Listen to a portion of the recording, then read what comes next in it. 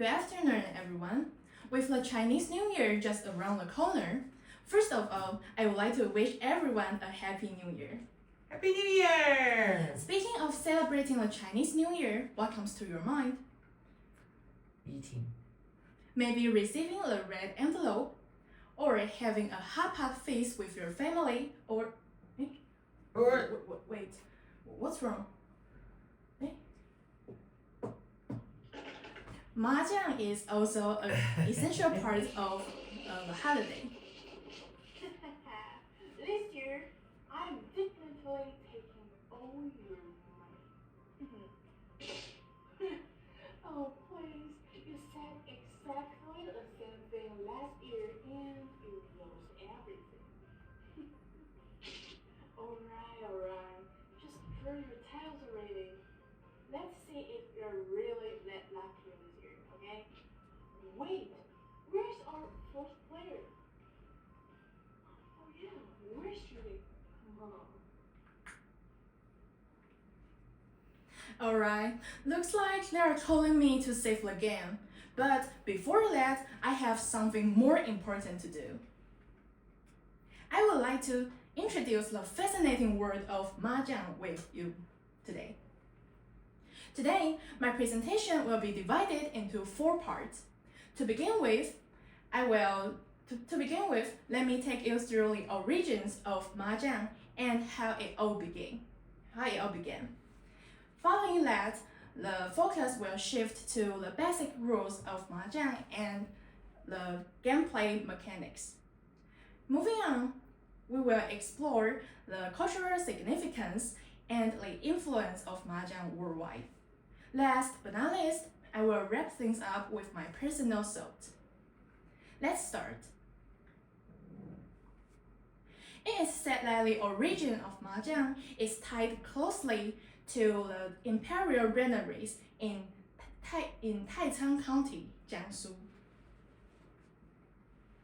The granaries, filled to the brim with rice, naturally became the paradise for birds looking for a feast. To protect the grain, the granary officials came up with a clever reward system to encourage people to catch the birds. They crafted bamboo tokens to record the numbers of the birds they caught. These tokens eventually became the precursor of today's Majong, also known as grain protection tiles. And the designs of the tiles were full of ingenuity. The circles represented the gun barrels used to shoot the birds. The sticks represented the rope to catch the birds, with the one of sticks that often feature the bird illustration on it. The character indicates the cash reward for each catch. What's more, bird hunting also required attention to wind direction, like the east, south, west, and north wind in the game. Even the white, green, and red dragons has their own meanings. White dragon, also known as 白板, means missed shot, and green dragon means a payout, and red dragon represented a perfect shot. Who would have thought that a bustling bird hunting operation would inspire such an iconic game? Now it's time to explain the rules.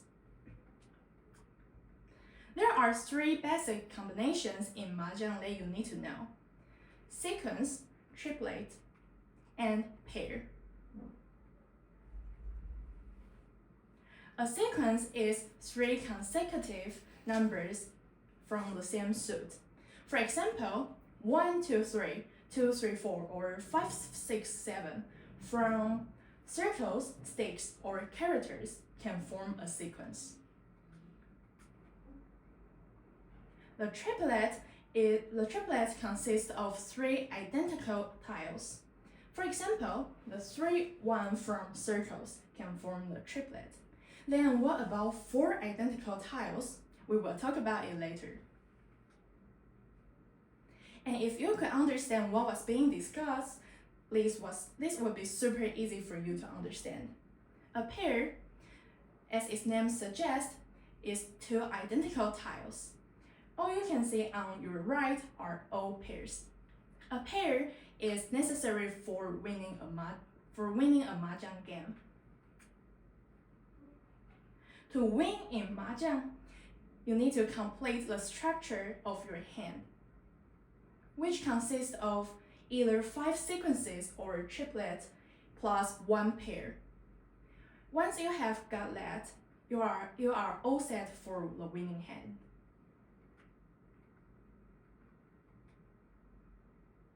Now, let me introduce the 5 Mahjong terms for you.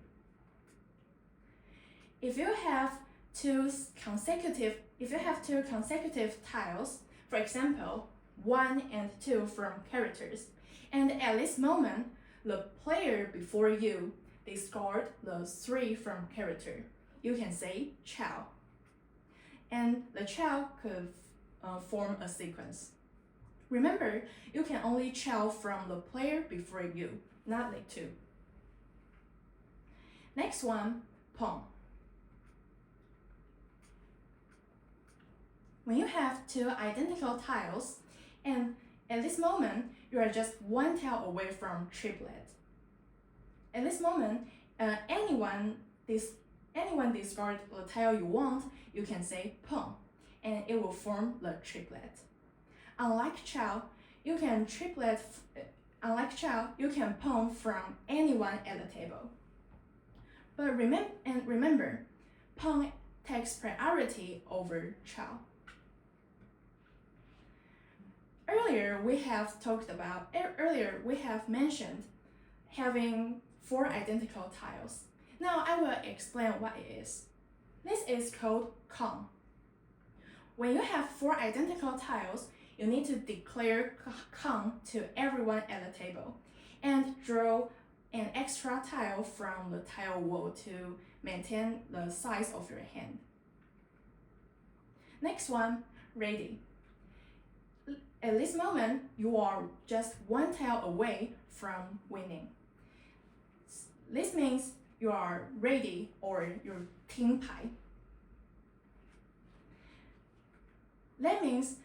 This means you are waiting for a specific tile to complete your hand structure. Finally, hu, which means win. At least, in this situation, you complete the structure of your hand. You win, or hu. When people win, they often shout it out loud and push the tile forward to show their hand.